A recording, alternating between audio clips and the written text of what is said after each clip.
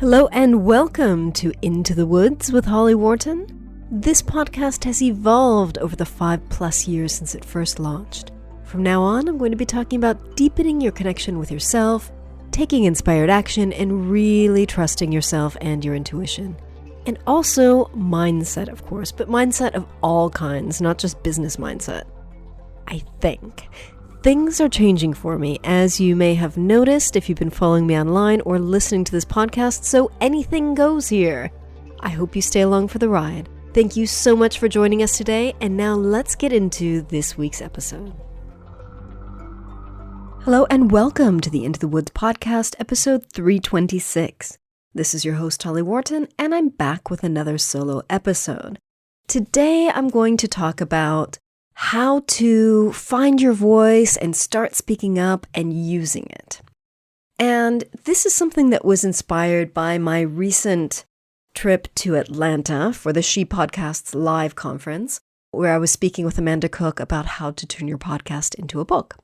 So this was a really great event. I never go to conferences, but when Jessica Kupferman launched the Kickstarter earlier this year, I knew I needed to go. Like, the dates were really bad. You know, I've been talking about being super busy for the last month and a half, but I knew I had to go anyway. I just knew, and then as soon as I signed up, I was so super excited, and then I was super excited to be speaking at it. So the whole thing was just fantastic. It was really, really good conference. Gave me lots of ideas about podcasting. I'm really looking forward to kind of rethinking how I do things and improving this podcast. And it was just fantastic. So I'm going to be going through my notes in the next couple of weeks. And once the recordings go live, I want to listen to a couple of talks that I didn't make because there were like 5 different talks every hour. So there were a lot of things that were going on while I was attending things. So one of the things I got out of it is that I need to improve, or I want to improve, at storytelling. A lot of times I'm aware that I come up with a topic for an episode based on my life, my experiences, what's going on for me, things that I've experienced in the past, and then I just launch straight into the episode. And I don't always kind of explain to you where I'm coming from on this topic. And after some thought on this, I've realized, and this is so ridiculous, well, I'm going to say it anyway, that it has to do with fear of taking up space, which is ridiculous because this is my podcast. I speak to you for a half an hour plus every week about the stuff I want to talk about, telling you my stuff, obviously trying to help you out, but I talk about myself on this podcast. But I still have a fear of taking up too much space with my personal story. Which is ridiculous, I know, because I know that when I tell my personal stories and when I open up and I share like my challenges and my struggles, people really resonate with that. So I know it's a good thing, and yet I still, not censor myself, but I still kind of really am aware of not talking about myself too much, which is hilarious because I'm not the kind of person who tends to talk about herself a lot. I tend to err on the side of caution. I tend to err on the side of being too silent. I tend to err on the side of being quiet and shy and not speaking up enough, despite the fact that I have been doing this podcast every week for the last 6+ years.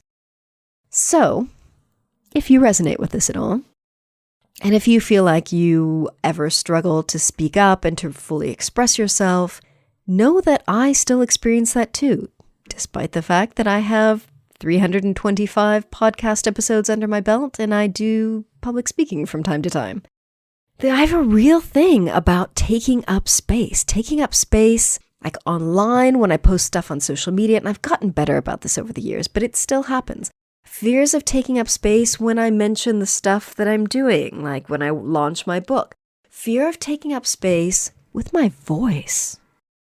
And there was a lot of talk about taking up space with your voice and expressing yourself with your voice at this conference. And so it's something that, it's been on my mind for the last almost week. So that's what we're going to talk about today. So in light of the fact that I've realized I want to start telling my stories more and taking up space with my own personal stories, let's launch into that. So I was super quiet and super shy for the first probably 35 years of my life. Things started to change in 2011, and I'll get to that in a few minutes. So I was super quiet, super shy. If you don't know this about me, I have high-functioning autism, formerly known as Asperger's. And so I think that really contributed to my quietness and my shyness because I was super afraid of standing out and people realizing that I was different. I didn't get diagnosed until I was 42 years old. So I knew at some level that I was different. I knew at some level that I was socially awkward. I knew that I was a bit weird in a good way. But I didn't know why. I had no explanation. I just felt like this weird alien that was like dropped on this planet and didn't fit in with 99% of the population. And I didn't know anyone else who was awkward like me. Or maybe I did, but I just didn't see it because I was feeling too awkward myself. So, I spent a lot of years masking, so pretending to be neurotypical, carefully observing how other people behaved so that I could act like them, which is exhausting, by the way. And I think I was so afraid of being bullied for being the weird kid, and I was really lucky that never happened to me, unlike a lot of people with autism. The way I got out of that was by being invisible. And the way I became invisible was by being super quiet, super shy, not being seen, not expressing myself, hiding my voice.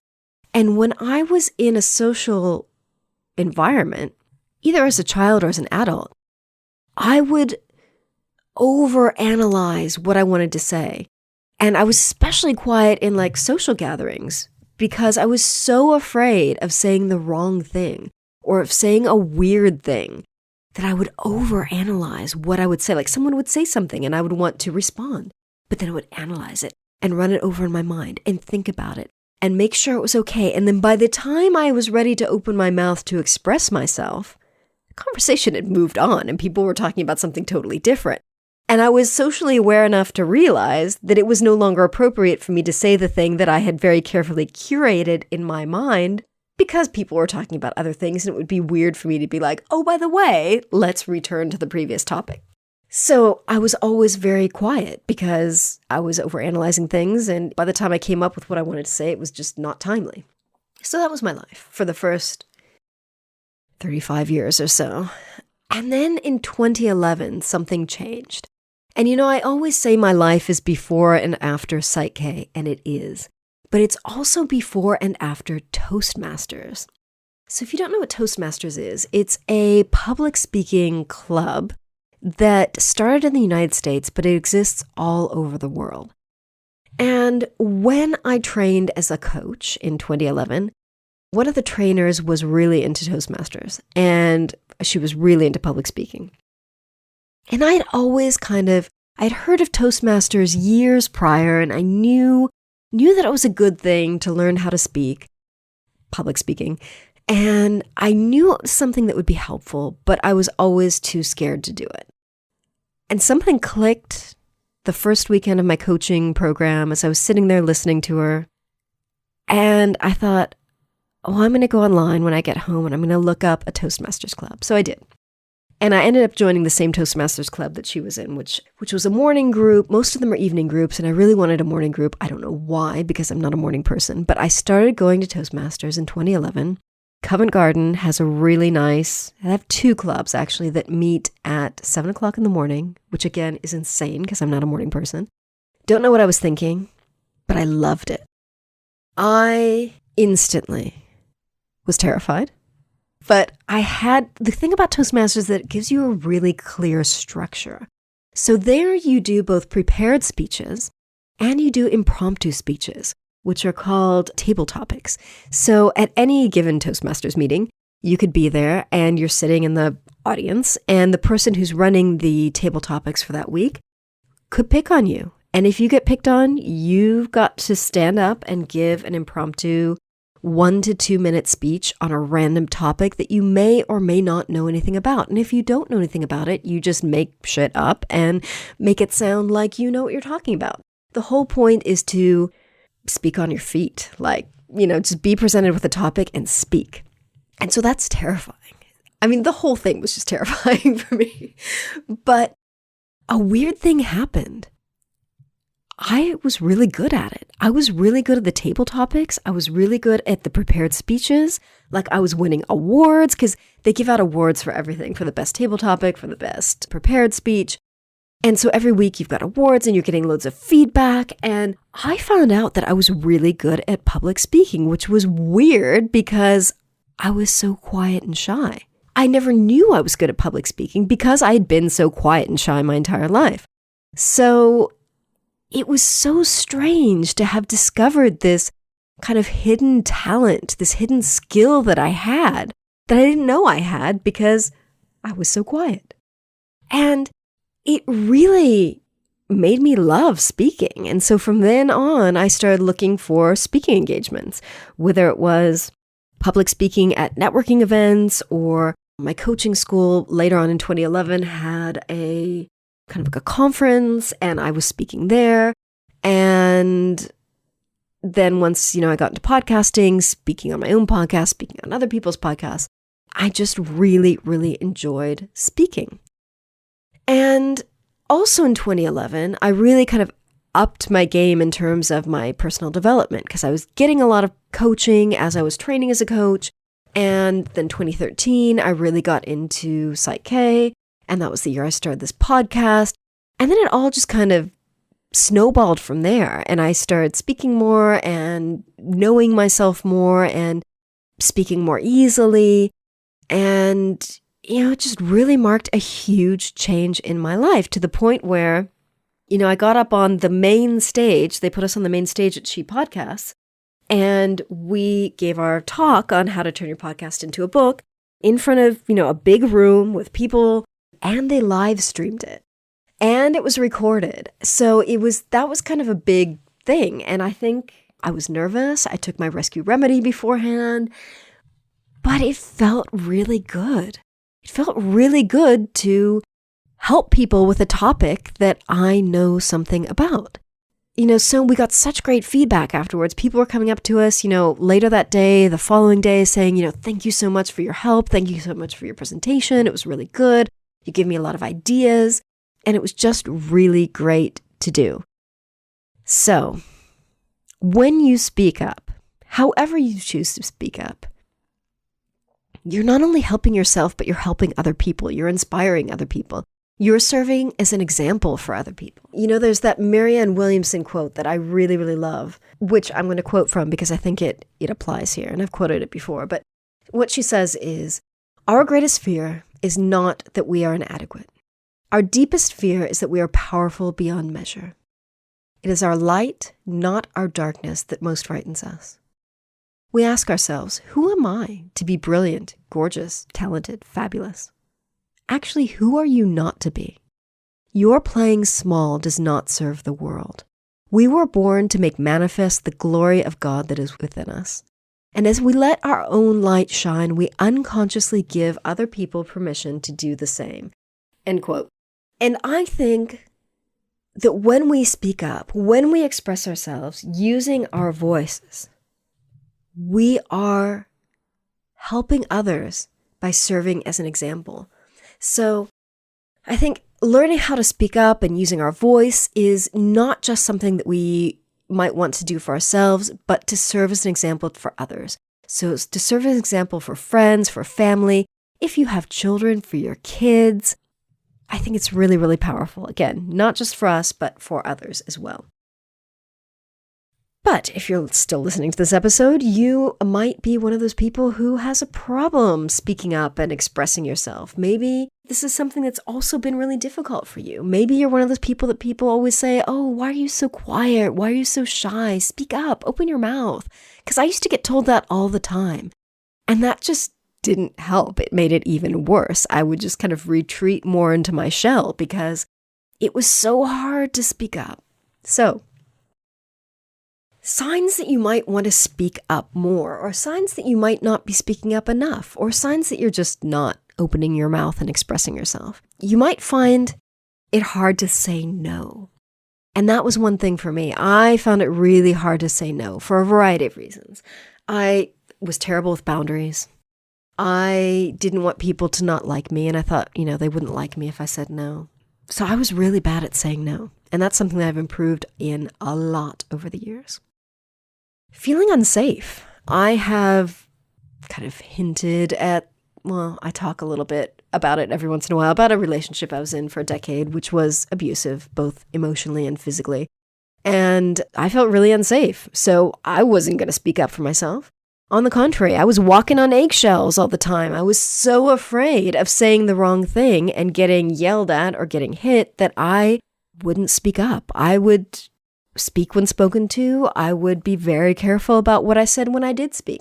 So if you're feeling unsafe in the world, and I hope you're not in a situation like that, but if you are, get help so that you can get out of it. And that's easier said than done. I know, I've been there. But if you're feeling unsafe in the world for whatever reason, that could be a reason why you're not speaking up. And again, that's a big symptom of needing to change things in your life so that you are safe to express yourself.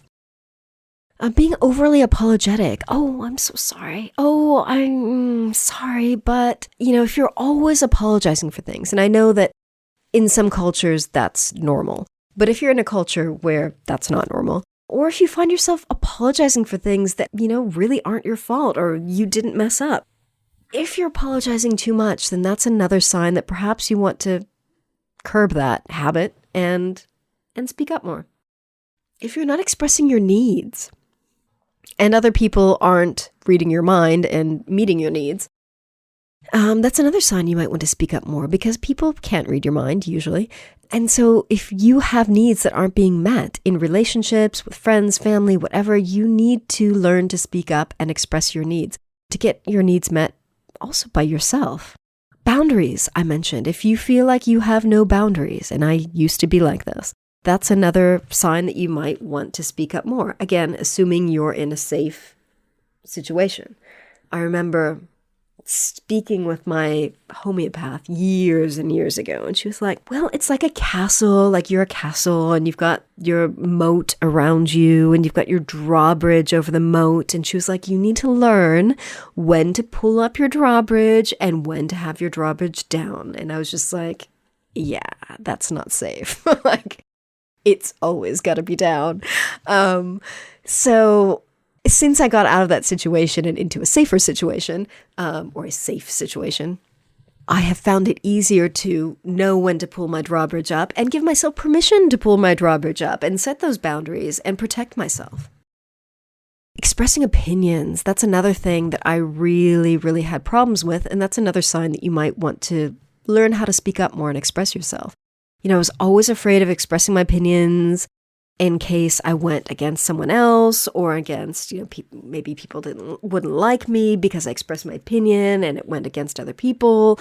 Like I was such a people pleaser. And that's another sign. If you are people pleasing all the time, that's a sign that you probably want to learn how to express yourself and speak up for yourself. So those are some symptoms. And if you resonate with any of those, keep listening. So reasons why I think we don't speak up enough, and I think I've kind of alluded to this in some of the things that I've just said, but low self-esteem, low self-confidence, low self-worth, these are all reasons why we might not speak up enough. And my self-esteem, my self-confidence, my self-worth was just terrible for the first several years of my life, and then got even worse during that relationship. So that's one very valid reason why we don't speak up enough. If we don't feel like we are worthy, if we don't feel good about ourselves, then why would we open up our mouths and express ourselves? Self-trust is another thing. If we don't trust ourselves, then how can we trust ourselves to express ourselves? I was always terrified of opening my mouth and saying the wrong thing. So if you don't trust yourself, you're going to want to stay quiet. As I said at the beginning, not wanting to take up space with your voice. Not wanting to take up space with your story, with your words. And then there are a lot of fears that can keep us from speaking up enough. So fears of being wrong, fears of saying the wrong thing, fears of bullying, fears of criticism, fears of conflict, fears of not being liked. There are a lot of fears that can keep us silent and quiet and stuck in our shell.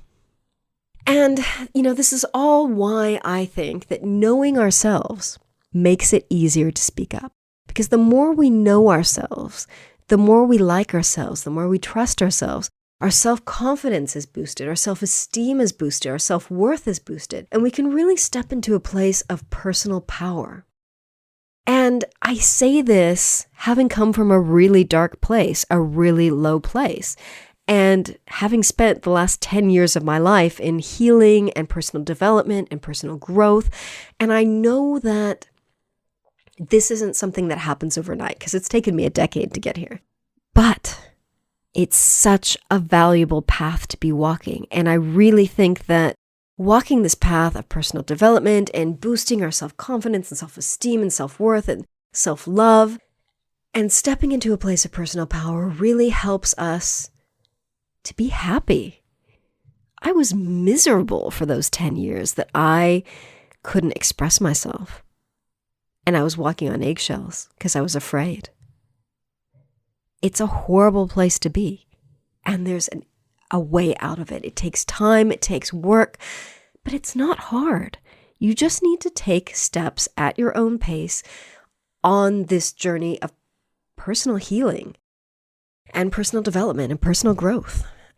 As I hear myself saying this, I know it sounds very kind of life coachy, like just step on this path of personal growth.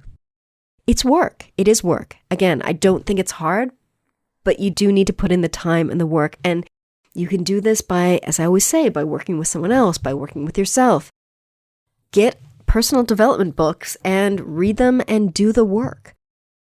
It's absolutely possible. So no matter how dark of a place you're in, you can start taking steps to get out of there. I mean, if you're in an unsafe place, obviously that starts with getting yourself safe. Don't make yourself even more unsafe by speaking up.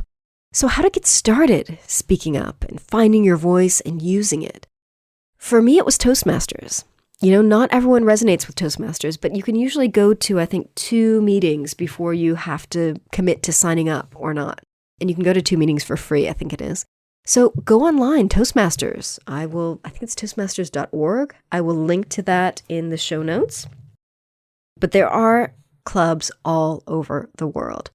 If you don't like Toastmasters, if you don't resonate with them for whatever reason, there are other public speaking clubs you can join. You could take a public speaking course. You could, learn how to speak.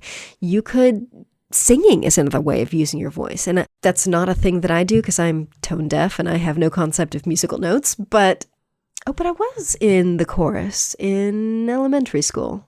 That probably wasn't a good thing. Singing is another way because it's using your voice and it involves performing. So, that is another way that you could use your voice, practice performance, practice singing in front of other people. I think it's a really, really good way if you're not drawn to public speaking. Podcasting. I think it's another great way. So, think of how you can use your voice, whether it's, doing a podcast with a friend or doing a podcast on your own or, just finding ways of using your voice, spoken word poetry, reciting poetry that other people have written. Any kind of performance that involves using your voice, acting.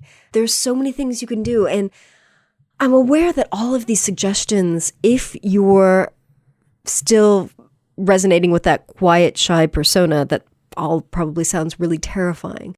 And all I have to say is when you go to things like this, whether it's public speaking or acting or singing or whatever, as a newcomer, people are largely supportive. People are largely, especially in Toastmasters, they are super supportive. Because a lot of people that do it have started out as being super quiet and shy and awkward and nervous. And so they want to help you and support you. So try different things until you find the right thing for you. For me, it was Toastmasters. I would say start with that because, first 2 sessions are free. You don't have to go on to use your public speaking skill, but just getting up in front of a group and speaking, doing your table topics, doing your prepared speeches, that can be life-changing, exhilarating. That adrenaline rush of being on stage and people watching you and listening to you. It's super, super powerful because they're there to listen to whomever's on stage. And if you're the kind of person who's always been quiet and shy and invisible and unseen, it can feel really terrifying, but also great to have a room full of people watching you, listening to you. And in Toastmasters, they are listening. They're not like thinking about other things or looking at their phone, certainly not looking at their phone, or they are actively listening to you. It's really, really powerful. So I hope that telling you my story and giving you some ideas on how you can use your voice to speak up and be heard will inspire you to try new things and give that a try, because also doing things like this, whether it's public speaking or singing or acting or any kind of performance or, that will help you to speak up in your day-to-day life. That will help give you the confidence and the clarity and the ability to speak up in your day-to-day life. As always, I was Googling how to speak up, how to use your voice, all this stuff before I made up my bullet points for this episode. And a lot of actually pretty much all of the blog posts and articles on this topic were about speaking up in the workplace. And that's a big problem for a lot of people. And I guarantee that anytime you speak up and you start using your voice in this way, it will have a ripple effect in all areas of your life. It's like anytime you step outside of your comfort zone expands in all directions, not just in that little place where you stepped out of. So I think that making a commitment to yourself, giving yourself permission to speak up and use your voice in new ways, step out of your comfort zone and use your voice and speak and tell your story and share your story and express yourself with your voice, that's going to have ripple effects in all areas of your life. It is super powerful, and I encourage you to do it. Just take one step. Like, you don't have to commit to doing like the whole Toastmasters 10 speech program. I never did my 10 speeches. I did 3, and then I moved, and then I didn't really resonate with my new Toastmasters club, so I quit, and that's fine. It was enough for me. It changed my life. So do something. Before I finish here, I'm going to encourage you to write down one thing you can do this week to use your voice and to speak up and express yourself. And maybe that's going online and finding your local Toastmasters club. Maybe that's expressing your opinion somewhere. Whatever. Find one thing and do it this week. I encourage you. So that is all for this week. I'm going to wrap it up. So please drop me a line and let me know what you thought of this week's episode. Are you super quiet and shy? Did you used to be quiet and shy? Do you resonate with this at all? Are you struggling with this? Please drop me a line and let me know. Email me at holly@hollywharton.com and get in touch, or find me online and get in touch there. Thank you so much for listening. As always, if you enjoyed this episode, please review it on Apple Podcasts or iTunes. It would mean the world to me. And that is all for now. Please remember to visit hollywharton.com/326 for the show notes on this episode. Thank you. Thanks so much for listening to Into the Woods with Holly Worton. You can find more information about today's episode, including links for topics that were discussed, at hollywharton.com. That's HOLLYWORTON.com.